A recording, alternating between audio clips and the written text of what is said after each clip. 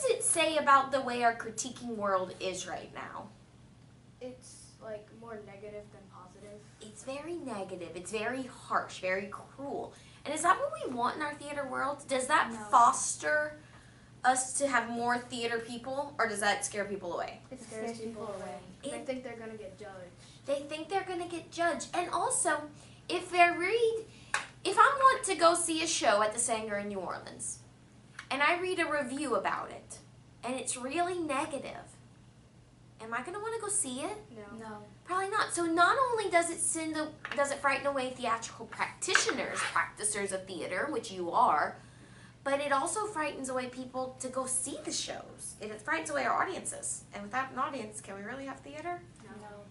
Yeah, not really. So, excuse me. Okay, so that's what this is talking about. So now, what are some things that you notice, some specifics? Okay. The formal and informal discussions that are Okay, so what two questions do we typically ask when we ask somebody if they went to see a show? did you like it? Was it good? And what are some good things and bad things about asking those questions? It's because it's what other people think, so it's their opinion. But if you go watch the show, you might think it's good and like Okay. you might have the different things that you like about it than that person. So the did you like it, that is completely a matter of opinion. I might hate musicals. You might love them. So if you ask me if I liked Sound of Music, I might be like, oh my God, it was so boring. Yeah. So does that really matter? No. No. Now, what might be a problem with asking, was it any good? The people, You can quote what he said, it's okay. okay, where is it?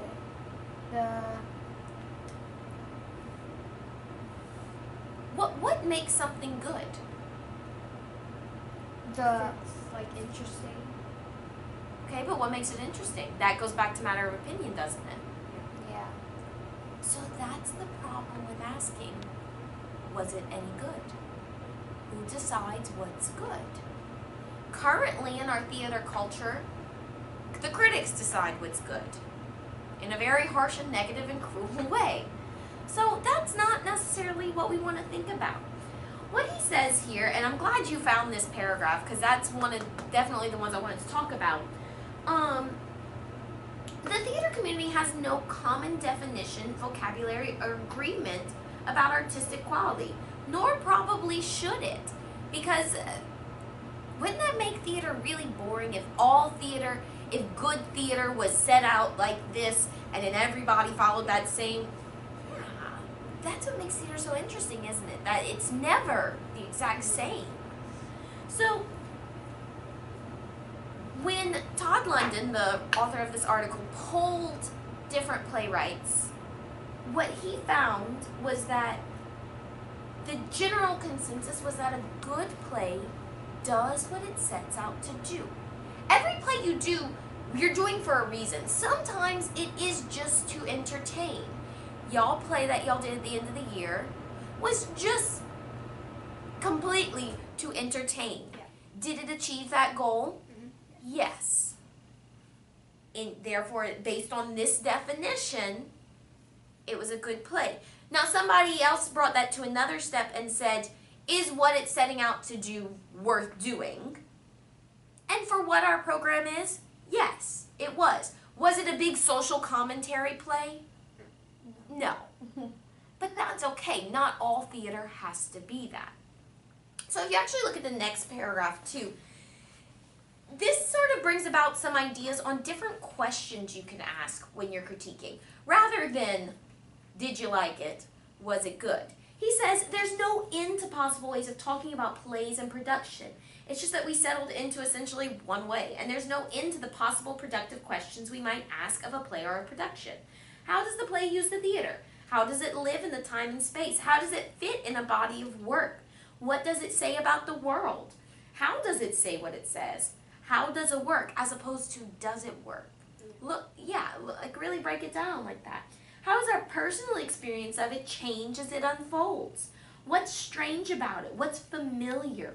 What's the relationship between the strangeness and the familiarity? And my favorite, just what is it?